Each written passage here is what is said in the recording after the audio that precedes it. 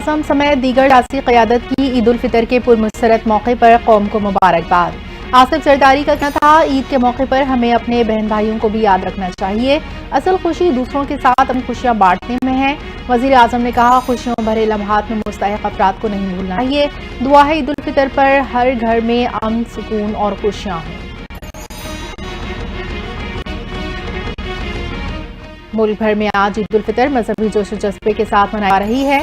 عید کی مناسبت سے ملک بھر کی مساجد، عیدگاہوں میں نماز کے چھوٹے بڑے اجتماعات ہوئے، جو بڑی تعداد میں شہریوں نے شرکت کی۔ روح پرور اجتماعات میں امت مسلمہ اور ملک اور قوم کی سلامتی اور خوشحالی کے لیے خصوصی دعائیں مانگی گئیں۔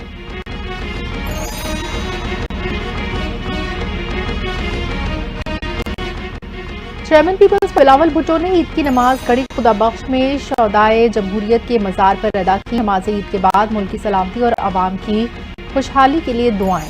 بلاول بھٹو نے نماز کے بعد شہریوں کو عید کی مبارکباد دی، مصافحہ اور معانقہ بھی کیا۔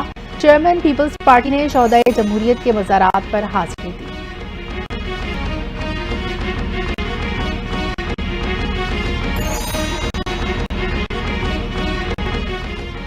گورنر سندھ کامران تیسوری نے گورنر ہاؤس کے لان میں عید کی نماز ادا کی۔ ان کے ہمراہ مسلم ممالک کے قونصل جنرل سمیت ایم کیو ایم کے چیئرمین ڈاکٹر خالد محمود زئی، ڈاکٹر فاروق ستار بھی تھے۔ نماز کے بعد میڈیا سے گفتگو میں کہا، ڈمپر حادثہ کراچی کے عوام سے معذرت کرتا ہوں، عید سادگی سے منا رہے ہیں، ٹریفک حادثات پر عید لاحمل کا اعلان کریں گے۔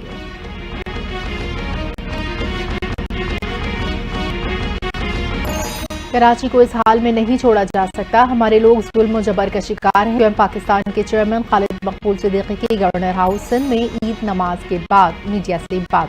کہا، دعوت سے ڈمپر مافیا اور کہتا ہوں ڈاکو غیر مقیم ہیں۔ کراچی کو جس انداز میں چلایا جا رہا ہے وہ ناقابل قبول ہے۔ سینئر رہنما ستار کہتے ہیں، قاتلوں کی گرفتاری تک سکون سے نہیں بیٹھیں گے، بھاری دل کے ساتھ قوم کو عید کی مبارک دے رہے ہیں۔ بجلی کی قیمتوں میں کم از کم 10 روپے فی یونٹ کمی کی جانی چاہیے۔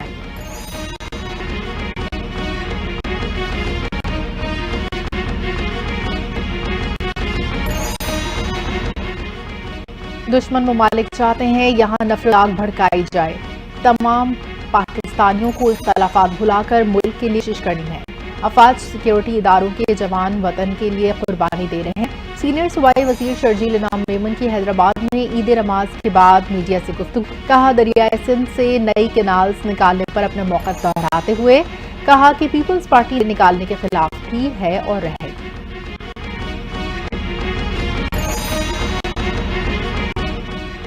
حکومت کا مہنگائی سے عوام کو عید کا تحفہ، ایل پی جی گیس کی قیمتوں میں اضافہ۔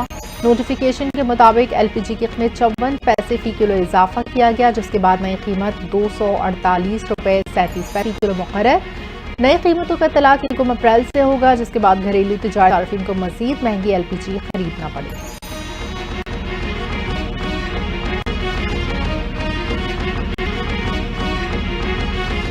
دہشت گردوں کے خلاف کارروائی ان کے مکمل خاتمے تک جاری رہے گی۔ وزیر اعظم کے معاون خصوصی برائے سیاسی امور رانا ثناءاللہ کہتے ہیں، دہشت گردوں کے کوئی مطالبات نہیں، دہشت گرد پاکستان کو توڑنا، بلوچستان کو آزاد بنانا چاہتے ہیں۔ درخواست ہے ایسا مطالبہ نہ کریں جس سے دہشت گردوں کی حمایت کا تاثر قائم۔ پی ٹی ایم کے لوگوں کو دہشت گرد نہیں کہتے، انہیں چاہیے ٹرین یا کمال بنائے اور بے گناہ لوگوں کو شہید کرنے والوں کی مذمت کریں۔ معاہدہ نہ کیا تو بمباری ہوگی، امریکی صدر ڈونلڈ ٹرمپ کی ایران کو دھمکی۔ کہا، اگر ایران نے جوہری ہتھیار بنانے کا سلسلہ جاری رکھا تو اس پر بمباری کی جائے گی۔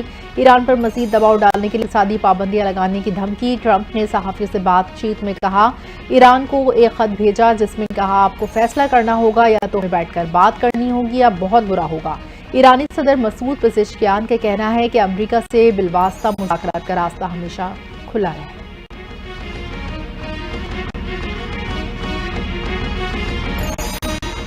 اسی وزیر اعظم کی حماس رہنماؤں کو غزہ سے نکالنے کی پیشکش، ساتھ شرط بھی رکھ دی۔ اسرائیلی وزیر اعظم نتنیاہو نے اتوار کو حماس کے رہنماؤں کو غزہ چھوڑنے کی پیشکش کی، لیکن شرط رکھی ملا گروپ اپنے ہتھیار ڈال دیں۔ اسرائیلی وزیر اعظم نے کابینہ اجلاس میں کہا، ہم جنگ کے دوران مذاکرات کر رہے ہیں، ہم دیکھ رہے ہیں کہ حماس کے موقف میں دراڑیں پڑ رہی ہیں، حماس ہتھیار ڈال دے تو اس کے رہنماؤں کو غزہ چھوڑنے کی اجازت دی جائے گی۔